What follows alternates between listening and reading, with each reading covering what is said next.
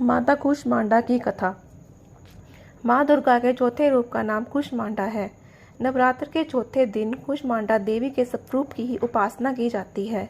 अपनी मद हल्की मुस्कान के द्वारा अंड यानी ब्रह्मांड को उत्पन्न करने के लिए इस देवी को कूष्मांडा नाम से जाना जाता है।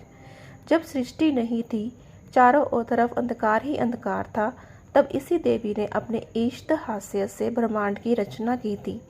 इसलिए इसे सृष्टि की आदि स्वरूपा या आदि शक्ति कहा गया है।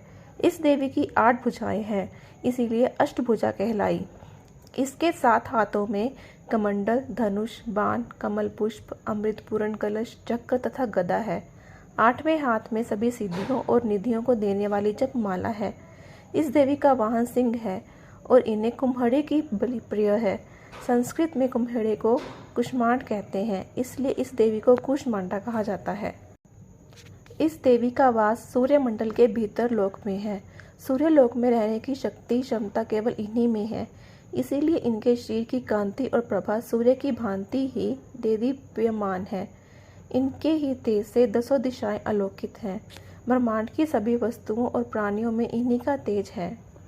विधि विधान से माता कूष्मांडा की पूजा करने पर भक्त को कम समय में ही कृपा का सूक्ष्म भाव अनुभव होने लगता है और चंचल और पवित्र मन से नवरात्रि के चौथे दिन इस देवी की पूजा आराधना करना चाहिए।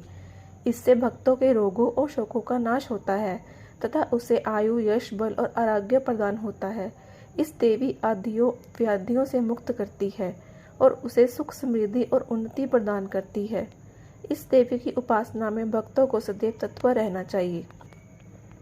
उनके मुख पर बिखरी मुस्कुराहट से सृष्टि की पलकें झपकनी शुरू हो गई और जिस प्रकार फूल में अंड का जन्म होता है, उसी प्रकार कुसुम अर्थात फूल के समान माता की हंसी से सृष्टि में ब्रह्मांड का जन्म हुआ। अतः ये देवी कूष्मांडा के रूप में व्याकृत हुई।